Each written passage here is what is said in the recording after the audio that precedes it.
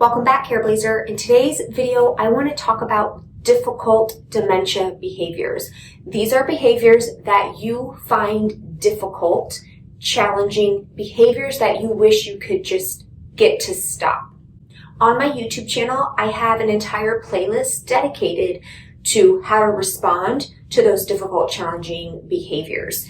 And one of the strategies I often talk about is the strategy of redirection, the art of redirection. This is where your loved one is engaged in a behavior that you find extremely challenging or difficult, and in order to try to switch them into a less challenging behavior, a more productive behavior, a less distressing behavior for you and your loved one with dementia, you would do something that I call redirecting. In today's video, I want to talk about 3 common mistakes that are easy to do when you try to engage the strategy of redirection, and I want to give you 3 solutions to those common errors. Also, at the end of the video, I'm going to share an activity bonus tip that you can do with your loved one. Now, my goal for you in this video is for you to choose one of these solutions and to apply it to your situation the next time you find that your loved one is engaged in a difficult behavior. And I want you to let me know in the comments below which one of these solutions you're going to try. Before I get started, real quick, I just want to let you know my care course, which is my signature program on how to manage your dementia caregiver stress without needing your loved one to change, without getting everyone around you to understand and agree with you, without having to hire a bunch of extra help. I go over all of that, all of the tools that you need to help start feeling more peaceful, calm, confident, secure in your caregiving journey. So the link to that program is in the description below this video. My program is accepting new members for the next week. I invite you to check it out and for you to decide whether it would be helpful for you. All right, now let's jump into redirection error number 1. This error is the error of switching the topic or focus too quickly.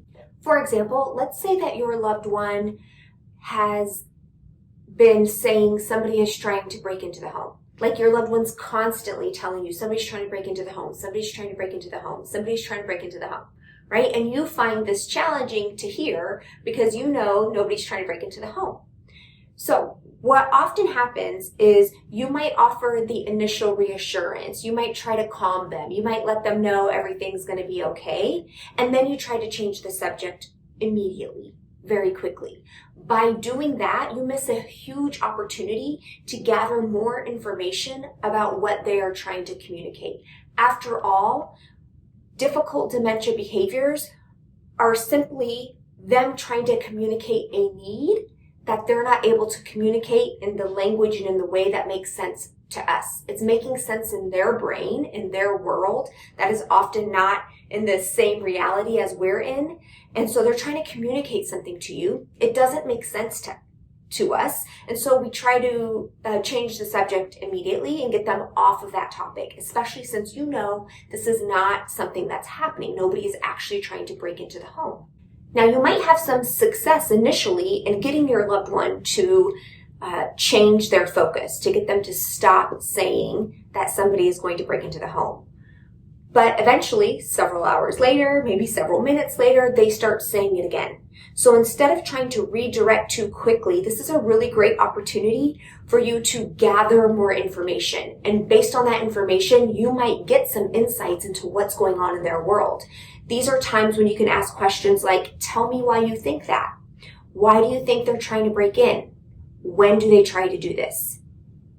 Through that questioning, you might gather some information about what's going on in your loved one's brain. Like, for example, a news story where people were trying to break into another house in the neighborhood, right? So that might clue you into maybe we should limit news time. Maybe we should make sure we don't put on the news around the same time they tend to have this questioning. Maybe you notice and your loved one tells you something about the person who just lets themselves in the home. They come over every morning, right? And you realize it's your best friend neighbor who comes over after the kids get picked up from the school bus and you guys have coffee together. So that's an opportunity where you tell your neighbor to knock, right? So they don't just let themselves in. You're able to find some points of intervention possibly when you ask those questions instead of jumping to the redirection right away.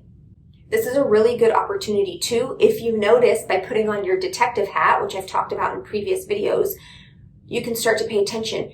When does this happen? Is it happening at the similar time every day? If so, this is where I really like to encourage Careblazers to get ahead of the behavior.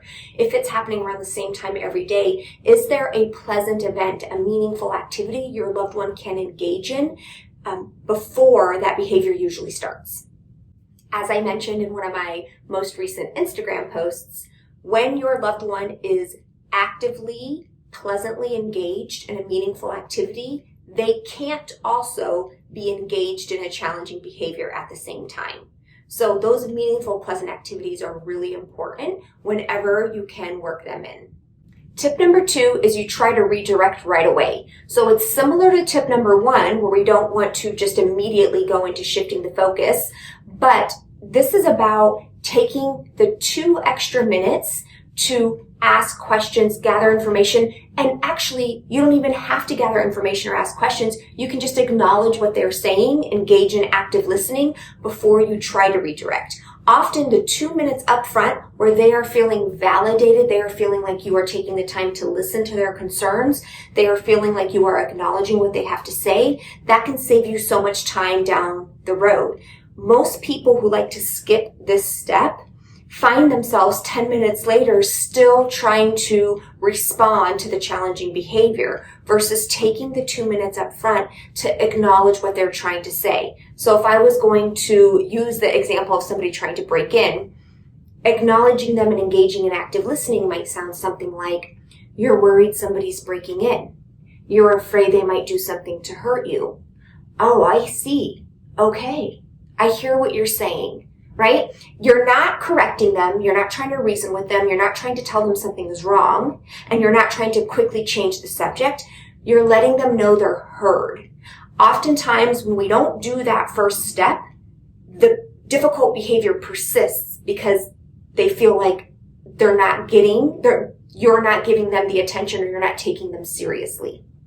After those first couple of moments where you've engaged in active listening, where you've acknowledged what they've had to say, and maybe you took the tip from tip 1 and gathered some information and asked some questions about it, then you can redirect onto another topic focus entirely.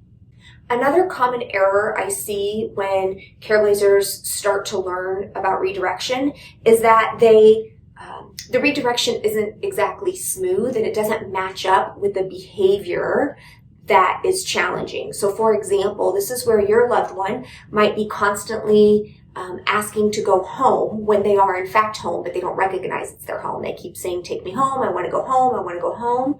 This is where somebody might try to shift the focus by offering them a snack or watching a TV show, right? We try to redirect onto something that has nothing to do with the topic that they were just talking about. When you do this approach where you switch it, you redirect them to something that has nothing to do with what they're saying, it's pretty blatant and obvious you're just trying to get the behavior to stop.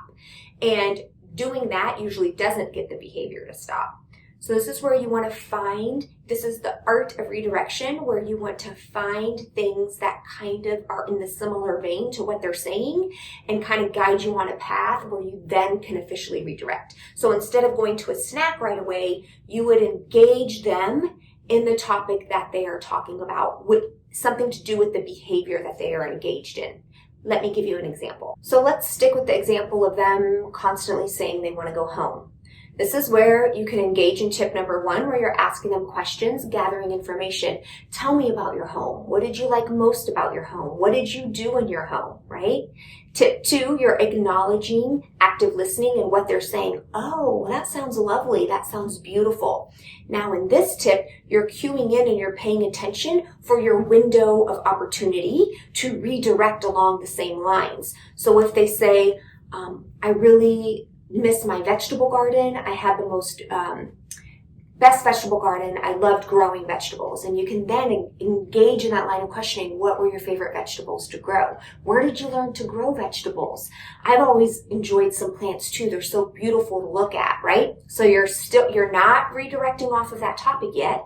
And then this is where you look for that window of opportunity, and you might say something, I saw a really beautiful plant around the corner here. Maybe you can help me figure out what it is since you're such a good gardener, right? And then you might walk around the corner to a plant in your house and take a look at it, right? So you're just trying to pay attention. Or let's say you don't have a plant in your house and she mentions growing tomatoes. You can say, tomatoes sound really good. I think we might have some in the kitchen. Let's have a taste test and see how these compare. Or let's have a little snack, right? So you eventually got them on something totally different, but it was not so obvious. You didn't jump to that right away. You didn't go from, I want to go home, I want to go home, I want to go home to let's have a snack.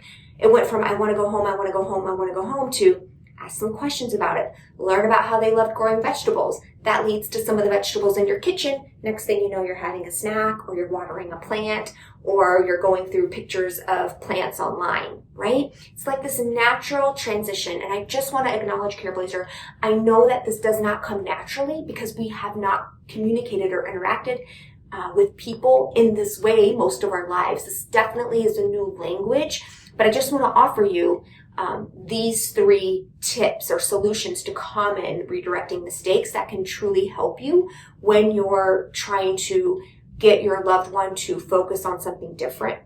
And here's another tip to keep in mind, especially when you redirect them. So often, well, you want to make sure you redirect them to something that they would actually be interested in, right? So trying to get somebody to redirect and refocus by saying, oh, look, it's time to take medications, probably isn't going to work as well as, oh, look, your favorite show is on. Or, oh, look at this beautiful picture of your grandkids, right? Like, you just want to make sure whatever you're trying to redirect them in is something that they would be interested in or like doing. If you want some more information on how to specifically respond to difficult dementia behaviors, I'm going to link my entire playlist where you can watch all kinds of videos on ways to respond to these behaviors. In the meantime, I'd like to know which one of these tips will you start practicing with your loved one with dementia. And Careblazer, be kind to yourself, be patient with yourself. This stuff does take practice. Now, bonus tip for an activity. If your loved one does enjoy watering plants, they've enjoyed watering in the lawn before or had a vegetable garden before, maybe they don't have the physical abilities anymore, or they're really at high risk for drowning a plant or overwatering, something you can consider doing is filling up a spray water bottle with water and having them mist plants around the house. Mist plants around the house. It's kind of hard to overwater a plant with a misting spray bottle, so that might be something that is a pleasant event or activity your loved one might enjoy doing. All right, Careblazer, I'll be back next week with a new video. I hope this video was helpful to you. I also hope to be welcoming some of you inside of my care course. It's open to new members for 1 more week. Just go to www.careblazers.com/care. That is where you will get my signature program on how to manage your dementia caregiver stress without needing to change the entire world to do what you would like them to do. I wish that was possible, but it's not.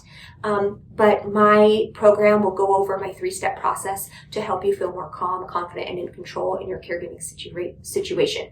That link is below. I'll be back. Keep up the great work, Careblazer.